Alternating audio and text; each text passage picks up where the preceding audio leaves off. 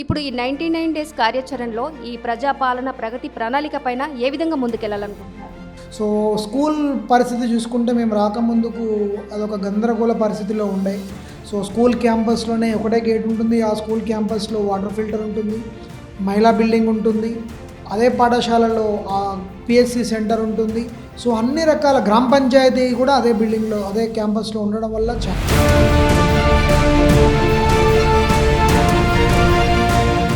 గ్రామంలో కొంతమంది విమర్శలు చేసే వాళ్ళే ఉంటారు, కొన్ని ఆరోపణలు కూడా ఎదుర్కోవాల్సి వస్తూ ఉంది.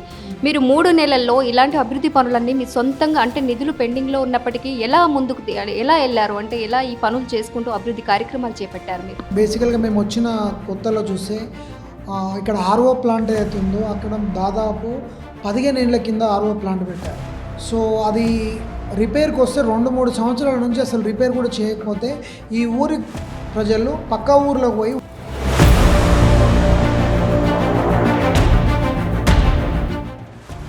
మీరు వస్తున్న R&B రోడ్డు చూస్తుంటే కూడా మేడం చాలా గుంతలతోటి ఉండే. ఈ మధ్య 2-3 యాక్సిడెంట్లు అయినాయి. ఆ గుంతల్లో పడి చాలామంది. గ్రామంలో ఈ శాంతి భద్రతలు కాపాడడం కానివ్వండి, ఎలాంటి చిన్న సమస్యలు వచ్చినా పరిష్కారం అంటూ గ్రామ సర్పంచ్ గారే చేయాలి. కాబట్టి మీకు ఎలాంటి సమస్యలు మీ దగ్గరికి వచ్చాయి? అట్లాంటి పరిష్కారాలు ఏమైనా చేశారా ఇప్పటివరకు? సో డ్రగ్స్కి మందుకి దూరం ఉండాలని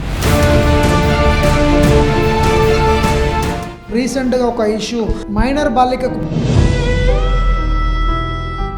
9వ తరగతి చదువుతున్న అమ్మాయి 13 ఏళ్ళు కూడా నిండలేదా. నమస్తే, వెల్కమ్ టు మన ఊరు మన సర్పంచ్. ప్రస్తుతం మనం అబ్దుల్లాపూర్ మెట్ మండల్ బండరావిరాల గ్రామ పంచాయతీలో ఉన్నాం. ఇక్కడ గ్రామ పంచాయతీ సర్పంచ్గా కందికంటి విజయ్ కుమార్ గారు అయితే మనతో పాటు ఉన్నారు. ఇక్కడ ఈ 99 డేస్ కార్యాచరణలో భాగంగా ప్రజాపాలన ప్రగతి ప్రణాళికపై ఏ విధంగా ముందుకు వెళుతున్నారు, వాళ్ళ గ్రామాన్ని ఎలా అభివృద్ధి చేయాలనుకుంటున్నారు, ఎలా మోడర్న్ విలేజ్గా తీర్చిదిద్దాలనుకుంటున్నారో వారి మాటల్లో అయితే తెలుసుకుందాం. మనం ఇప్పుడు మాట్లాడించడానికి ప్రయత్నం చేద్దాం. నమస్తే సార్. నమస్తే మేడం. నమస్తే అండి సార్. ఇక్కడ మేమైతే మిమ్మల్ని కలిసక ముందే చాలా వరకు తెలుసుకుందాం. మీ విలేజ్లో ఎంటర్ అయ్యేటప్పటికీ మేము తెలుసుకున్నాం. ఆల్రెడీ 3 నెలల పరిపాలనలోనే మీరు చాలా అభివృద్ధి పనులు చేశారని చెప్పేసి తెలుసుకున్నాం. ఇప్పుడు ఈ 99 డేస్ కార్యాచరణలో ఈ ప్రజాపాలన ప్రగతి ప్రణాళిక పైన ఏ విధంగా ముందుకెళ్లాలనుకుంటున్నారు? Thank you. ముందుగా మెగా TV9 వారికి ప్రత్యేకమైన ధన్యవాదాలు మేడం. మీరు మా ఊరికి వచ్చి బండరావిళ గ్రామ పంచాయతీ మీద ఒక రిపోర్ట్ చేస్తున్నందుకు మీకు ప్రత్యేకమైన ధన్యవాదాలు. సో ఈ 99 రోజుల ప్రణాళిక, ప్రజాపాలన ప్రగతి ప్రణాళిక నిజంగా కూడా చాలా అద్భుతమైన ప్రోగ్రాం. సో మేము కొత్తగా వచ్చిన పాలక వర్గానికి నిజంగా కూడా మా గ్రామంలో ఎన్ని డిపార్ట్మెంట్లు ఉంటాయి, ఏ కార్యక్రమాలు ఉంటాయి అనే క్లారిటీ కూడా అంత లేకుండే. 99 రోజుల ప్రణాళిక వలన మాకు అన్ని లైన్ డిపార్ట్మెంట్స్ తోటి మేము కోఆర్డినేట్ చేసి కలిసి పనిచేసే అవకాశం దొరికింది. సో చాలా ప్రభుత్వం చేపట్టిన పైలట్ ప్రాజెక్ట్లో ఏదైతే 10 డేస్ ప్రోగ్రామ్ చేసిందో ఆ 10 డేస్ ప్రోగ్రాంలో కూడా మేము అద్భుతంగా మా అన్ని కార్యక్రమాలు వాళ్ళు చెప్పిన దాని ప్రకారం చేశాము. దాంతోపాటు వీడి 99 రోజుల ప్రణాళిక అద్భుతంగా కొనసాగుతుంది. సో ఇది ఒక అద్భుతమైన ప్రోగ్రాం. దీన్ని బట్టి మేము నిజంగా కూడా మేము మంచిగా ఉపయోగించుకుంటున్నాం 99 రోజుల పాలనను. అండ్ మీరు అన్నట్టు ఈ 3 నెలల పాలనలో మేము వచ్చి 3 నెలలు అయింది. 3 నెలల్లో మేము చాలా గొప్ప విజయాలు సాధించినామని అనుకుంటున్నాం మేము. సో ముందుగా మేము గెలవక ముందుకు ఏదైతే హామీలు ఇచ్చినామో ప్రజలకు, విద్యనే మొదటి ఎజెండాగా, ప్రధాన ఎజెండాగా మేము విద్యను తీసుకొని ఎలక్షన్ పోవడం జరిగింది. సో గెలిచిన తర్వాత కూడా ఫస్ట్ మేము ప్రభుత్వ పాఠశాలలో ఇంటర్నేషనల్ క్వాలిటీ ఎడ్యుకేషన్ అందించాలన్న ఉద్దేశంతో, ముందుగా మౌలిక వసతులు కల్పించాలన్న ఉద్దేశంతో చాలా కార్యక్రమాలు చేపట్టాం. సో స్కూల్ పరిస్థితి చూసుకుంటే మేము రాకముందుకు అదొక గందరగోళ పరిస్థితిలో ఉండే. సో స్కూల్ క్యాంపస్లోనే ఒకటే గేట్ ఉంటుంది. ఆ స్కూల్ క్యాంపస్లో వాటర్ ఫిల్టర్ ఉంటుంది, మహిళా బిల్డింగ్ ఉంటుంది. అదే పాఠశాలలో పిహెచ్సి సెంటర్ ఉంటుంది. సో అన్ని రకాల గ్రామ పంచాయతీ కూడా అదే బిల్డింగ్లో అదే క్యాంపస్లో ఉండడం వల్ల చాలా డిస్టర్బెన్స్ ఉండే పిల్లలు చదువుకోవడానికి. సో ప్రహరీ గోడ కూడా హైట్ తక్కువ ఉండడం వల్ల మీరు రోడ్ నుంచి పోయేవాళ్ళు బయటకి, బయట నుంచి పోయేవాళ్ళు లోపలికి కనపడేవాళ్ళు. సో లాట్ ఆఫ్ డిస్ట్రాక్షన్ ఉండే. సో ఫస్ట్ పని మేము చేసినది ఏంటంటే, ఇది మీరు చూస్తున్న ఏదైతే అడ్డు కూడా ఉందో గ్రామ పంచాయతీకి అండ్ స్కూల్కి అడ్డు కూడా కంప్లీట్ ప్రహరీ గోడ లేపడం వలన గ్రామ పంచాయతీ సపరేట్ అయిపోయింది, మహిళా బిల్డింగ్ సపరేట్ అయిపోయింది. వాటర్ ఫిల్టర్ అవుతుందో వాటర్ ఫిల్టర్ని కూడా స్కూల్ క్యాంపస్ నుంచి బయటకు తీసుకురావడం వల్ల స్కూల్కి విపరీతమైన డిస్టర్బెన్స్ తగ్గిపోయింది మేడం. సో డ్రాస్టికల్గా చేంజ్ అయిపోయింది. సో ప్రహరీ గోడ ఎత్తు కూడా పెంచడం వల్ల ఈరోజు స్కూల్ పిల్లలంతా కూడా ప్రశాంతమైన వాతావరణంలో ఏ రకమైన డిస్టర్బెన్స్ లేకుండా చదువుకుంటున్నారు. సో దాంతోపాటు స్కూల్ ఎడ్యుకేషన్ మేము ఇంప్రూవ్ చేయాలన్న ఉద్దేశంతో ఆ స్కూల్లో చెప్పిన టీచర్లు చెప్పిన చదివే కాదు, మేము ప్రతి వార్డులో కూడా మా వార్డు మెంబర్లు అందరూ, ఉప సర్పంచ్ గారు అండ్ వార్డు మెంబర్లు అందరూ, ఎవరి వార్డులో 10 వార్డులు ఉన్నాయి. ఆ 10 వార్డులలో మేము గుండోజు రంగదాస్ గారు, ఈ ఊరి విద్యాదాత ఆయన వల్లనే మా ఊరికి చదువు వచ్చింది. సో ఆయన పేరు మీద మేము గుండోజు రంగదాస్ ట్యూషన్ పాయింట్స్ అని ట్యూషన్ పాయింట్స్ పెట్టి, ఆ ట్యూషన్ పాయింట్స్ ద్వారా ప్రతి వార్డులో మేము పిల్లలకి ఉచితంగా ట్యూషన్ పెట్టిస్తున్నాం. చెడు అలవాట్లకు గురై మొబైల్కి బానిసలై టీవీలో చుట్టుముట్టు తిరగకుండా పిల్లల్ని ట్యూషన్ పాయింట్స్ పెట్టి మేము వాళ్ళందరూ కూడా ఫండమెంటల్స్ అన్నీ బిల్డ్ చేయడానికి ప్రయత్నం చేస్తున్నాం. సో అలాగే విద్యలో భాగంగా మేము అనురాగ్ యూనివర్సిటీ వాళ్ళతోటి ఒక ఒప్పందం కూడా ఎంఓయూ చేసుకున్నాం ఎన్ఎస్సి తోటి. సో దానివల్ల ఏంటంటే పిల్లలకు ఇంజనీరింగ్ స్టూడెంట్స్ పిల్లలు, మెడికల్ స్టూడెంట్స్ పిల్లలు ఇక్కడ రావడం వల్ల చాలామంది వాళ్ళలాగా వీళ్ళు కూడా పెద్ద చదువులు చదువుకోవాలని గవర్నమెంట్ స్కూళ్ళల్లో పిల్లలకి ఒక కాన్ఫిడెన్స్ బిల్డ్ అవుతుంది. సో అందుకోసం ఆఫీసర్లను, స్కూల్ పిల్లలను, ఇంజనీరింగ్ కాలేజ్ స్టూడెంట్స్ అందరిని కూడా మేము విలేజ్ తీసుకొచ్చి రకరకాల కార్యక్రమాల ద్వారా మేము ఎడ్యుకేషన్ డెవలప్ చేయడానికి ప్రయత్నం చేస్తున్నాం. సో అందుకోసం మేము ఈ విద్యాపరంగా చాలా ఫోకస్గా పనిచేస్తున్నాము.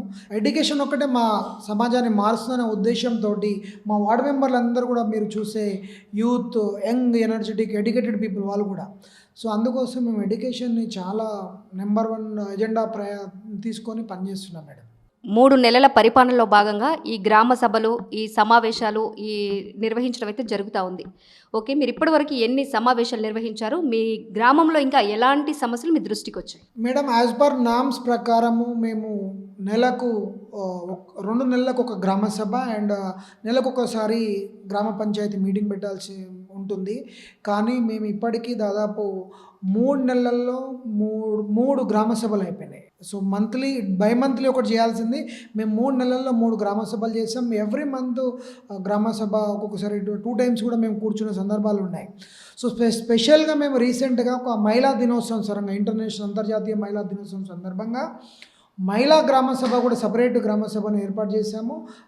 మొన్న March 9th రోజు ఆ గ్రామ సభలో దాదాపు 200-300 మంది మహిళలతోటి first time in the history మా బండరావిల గ్రామ పంచాయతీలో ఇప్పటి వరకు కూడా మహిళలతోటి సపరేట్ మీటింగ్ పెట్టిన సందర్భం లేదు.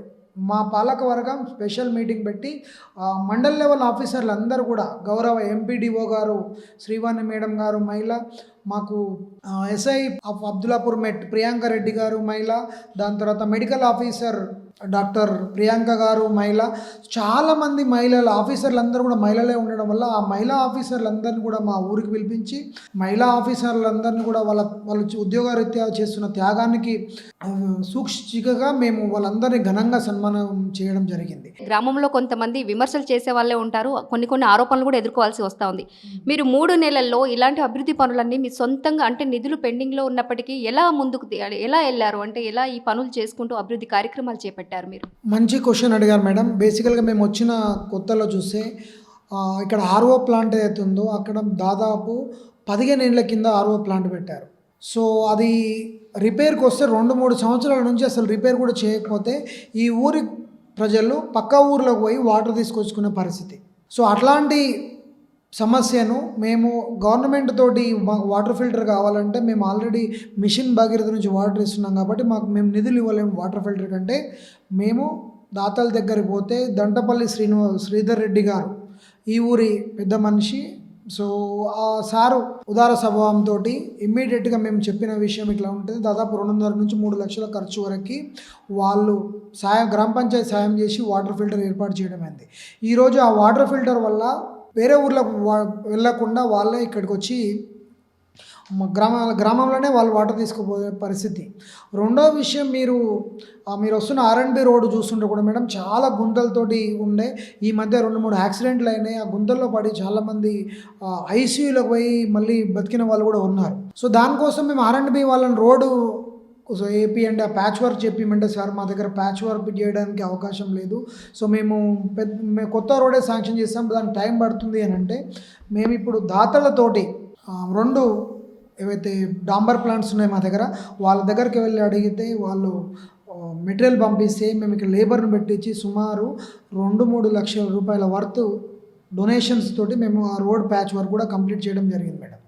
సో అట్లా చాలామంది మేము దాతలు స్ట్రీట్ లైట్స్ కూడా స్టార్టింగ్‌లో మేము వచ్చినప్పుడు స్ట్రీట్ లైట్స్‌కి కూడా పెట్టడానికి పోతే మా సొంతంగా మా ఫ్రెండ్స్ సహకారంతో నేను 25 వేల రూపాయలు స్ట్రీట్ లైట్స్ చేపించడం జరిగింది. మా వార్డ్ మెంబర్లు కూడా గెలిచిన తర్వాత నిధుల కొరత ఉంది, నిధులు లేకుండే అప్పుడు. సో అందుకోసం మేము ప్రజలకు ఇబ్బంది అవుతుందని వాళ్ళు సొంతంగా అది కూడా మనం స్ట్రీట్ లైట్స్ కూడా ఏపించిన సందర్భం ఉంది మేడం. ఇక్కడ గ్రామ సర్పంచ్ అంటే గ్రామ అధ్యక్షులు. ఈ గ్రామ అధ్యక్షులు గ్రామంలో ఈ శాంతి భద్రతలు కాపాడడం కానివ్వండి, ఎలాంటి చిన్న చిన్న సమస్యలు వచ్చినా పరిష్కారం అంటూ గ్రామ సర్పంచ్ గారే చేయాలి. కాబట్టి మీకు ఎలాంటి సమస్యలు మీ దగ్గరికి వచ్చాయి, అట్లాంటి పరిష్కారాలు ఏమైనా చేశారా ఇప్పటివరకు శాంతి భద్రతల విషయం పైన? Yes madam. So first of all మేమందరూ కూడా ఎడ్యుకేటెడ్ పీపుల్ కాబట్టి ఈ గొడవలకు దూరంగా ఉండాలని యూత్ని మేము ఎన్ని రకాలుగా వీలవుతా అన్ని రకాలుగా మేము మోటివేట్ చేస్తున్నాము. సో డ్రగ్స్కి మందుకి దూరం ఉండాలని, ఎందుకంటే చాలా యాక్సిడెంట్లు జరుగుతున్నాయి, గొడవలు జరుగుతున్నాయి. సో అట్లాంటి గొడవలు లేకుండా ప్రశాంతమైన వాతావరణంలో మేము ఎలక్షన్స్ కంప్లీట్ చేసుకున్నాం.